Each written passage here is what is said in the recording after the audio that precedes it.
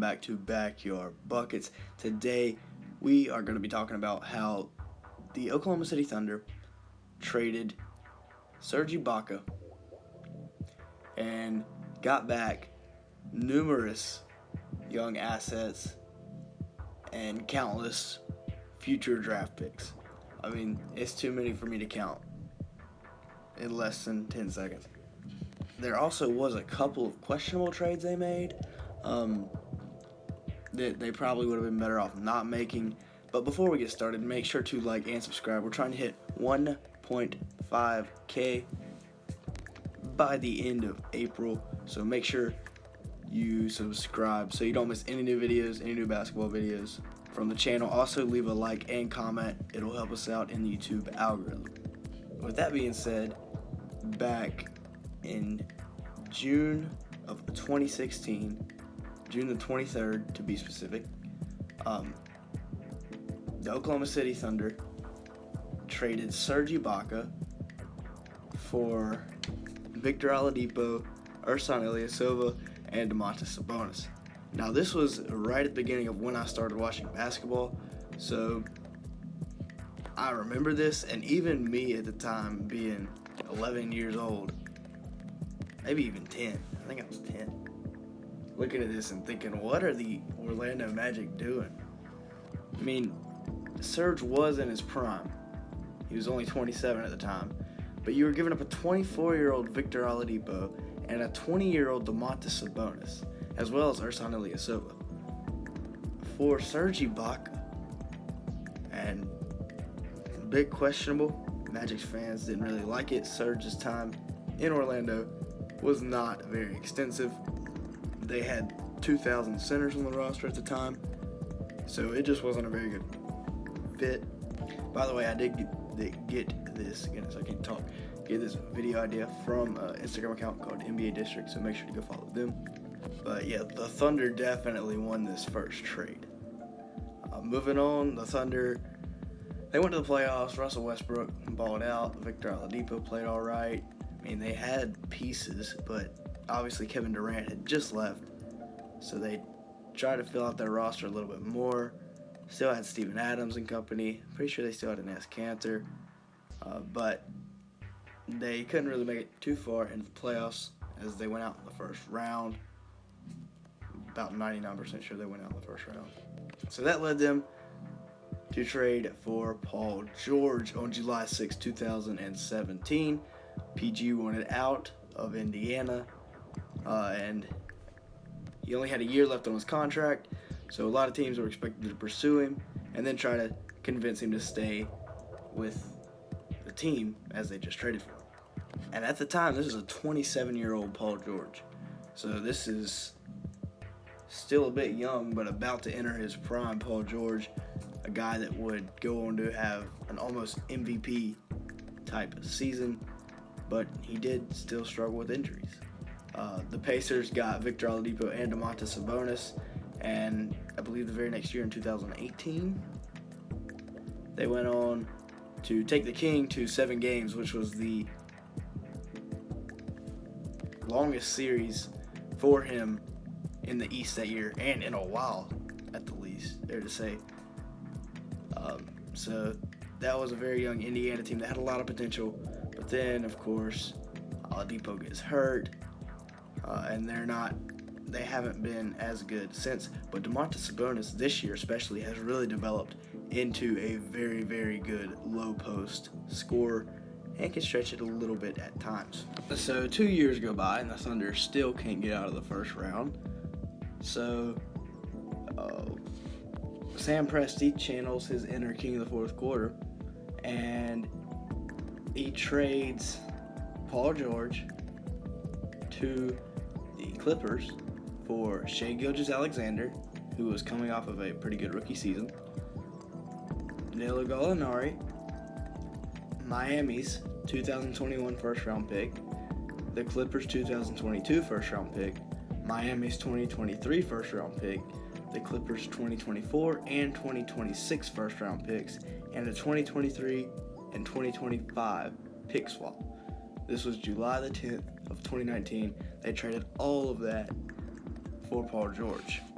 And now at the time, that was definitely worth it. Paul George was what was he, 29? Just coming off like a season where he finished like third in the MVP voting. So that was definitely worth it at the time. Of course, nobody knew that he was going to turn into Brick City in the playoffs and all that. But at the time, that was 100% worth the trade.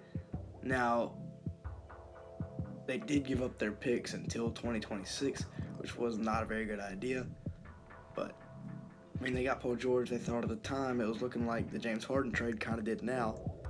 I mean, you can put that, if you want to put it into perspective. I mean, it was only 2 years ago, or a year and a half ago, so it shouldn't be that hard to put into perspective. I mean, you can probably remember what you were thinking of the trade when it happened. But I think that it was definitely worth it, all of that, for Paul George. Especially when they told Kawhi, I'm pretty sure that was part of the thing, they told Kawhi that they'd get Paul George to team up with him when he came to LA. Because that was one of the people that Kawhi wanted to play with. Now we are going to backtrack a little bit to November 1st of 2016, where the Thunder trade Ersan Ilyasova and a 2020 first-round pick to the 76ers for Jeremy Grant. Now this will be important because that first-round pick turns into Emmanuel Quickley, who, as you know, is having a very, very good rookie season for the Knicks. It ended up being the 25th pick, and nobody would have thought the Knicks would get a good pick at 28, but they did. So just go ahead and you'll like the video because the Knicks did something good, and that is worthy of a like. Even though I'm not the Knicks or have anything, just go like it. Fast forwarding here to 2 days before the Paul George trade, Denver picks up an absolute steal and trades a 2020 first for Jeremy Grant. Straight up, just those two assets for each other on July the 8th of 2019. And then one of the final trades, let's see, 2 more. Yeah, so this trade was on draft night, I believe, and it was the Thunder received the 17th pick, which was Alexei Pokusevsky. I'm pretty sure is how you pronounce it. I'm not sure. I'm terrible at reading foreign names. And James Johnson to the Timberwolves, who got the 25th pick and the 28th pick, which, like I said, ended up being Emmanuel Quickley and Jaden McDaniels, only one of which the Timberwolves kept. Then November 24th, which was, a couple months ago, 3 months ago,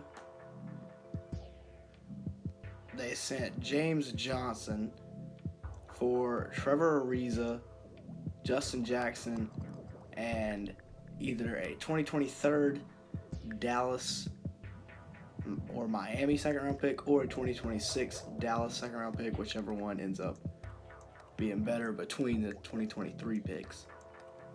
Sorry if that was a little confusing. And that was just about the last trade that the Thunder have made from all the assets they got from Serge Ibaka. Now, they have made other trades. They sent Steven Adams to the Pelicans for picks. I'm pretty sure it was picks. They sent, Danny Green to the 76ers for basically Al Horford. I think there was some other picks involved in that. And then, obviously, the Kelly Oubre trade. I think they would have been better off keeping Oubre because, Shai plus Oubre plus, Hamidou Diallo, Lou Dort, Darius Bazley, and even Al Horford, who's been playing great since the birth of his, I think it was his daughter, birth of his kid. Something about having kids in the NBA, just go off. That would be a pretty good team. The Thunder right now, they're 9-12, 13th in the West. But, if they were in the East, they'd be in the playoffs, probably. But in all, the Thunder started with Serge Ibaka, they sent away Serge Ibaka, Tyrese Maxey, Ricky Rubio, and Jaden McDaniels. And they got back Shai Gilgeous-Alexander, Trevor Ariza, Justin Jackson, Alexei Pokusevsky, I think that's how you say it. Miami's 2021 first-round pick, the Clippers 2022, 2024, and 2026 first-round pick, Miami's 2023 first-round pick, 2023 and 2025 pick swaps from the Clippers, and then whichever is better out of Dallas and Miami's second round pick in 2023, Dallas' second round pick in 2024, and Minnesota's second round pick in 2024. Sorry, Dallas' second round pick was in 2026, not 2024. Meanwhile, the Magic ended up, I saw a comment that said, meanwhile, the Magic ended up with Terrence Ross on a first round pick.